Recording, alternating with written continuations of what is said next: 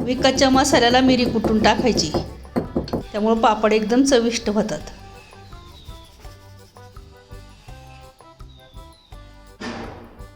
वरून कुटलेली मिरी घालायची.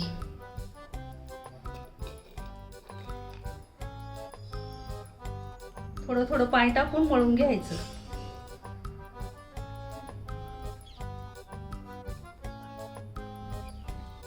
जास्त पाणी घालायचं नाही. पापडाचं पीठ कडक मळायचं, पातळ मळायचं नाही. पातळ मळलं तर तुमचे पापड लालसर होणार.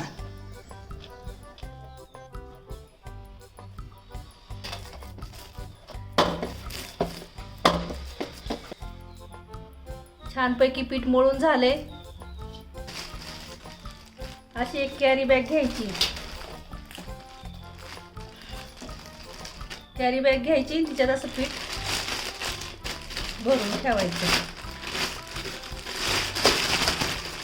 बांधून ठेवायचं. असं रात्रभर तसंच ठेवायचं, हवा लागून द्यायची नाही. पापडाचं पीठ तिळाच्या पिठामध्ये नरम करून घ्यायचं. जोपर्यंत पिठाची तार होत नाही ना, तोपर्यंत वळून घ्यायचं.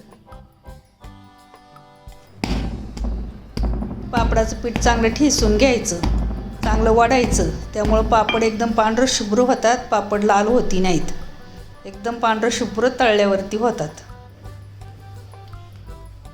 पावसाळ्यामध्ये पापडांना हवा लागून द्यायची नाही.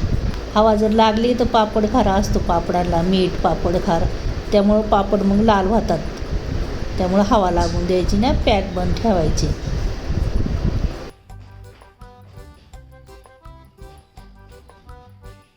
धागा घ्यायचा असा, तिच्या लाट्या पाडून घ्यायच्या.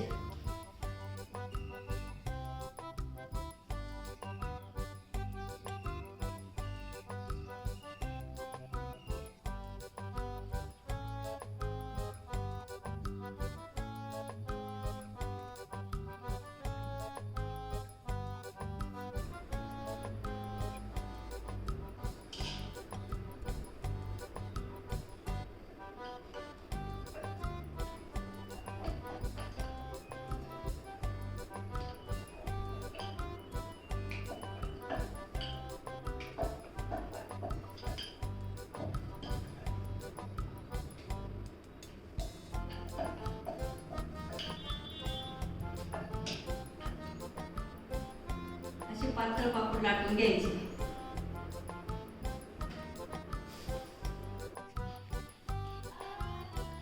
छानपैकी कशी मिरी दिसते. विकतचा मसाला आणला का त्याच्यामध्ये थोडीशी मिरी कुटून टाकायची.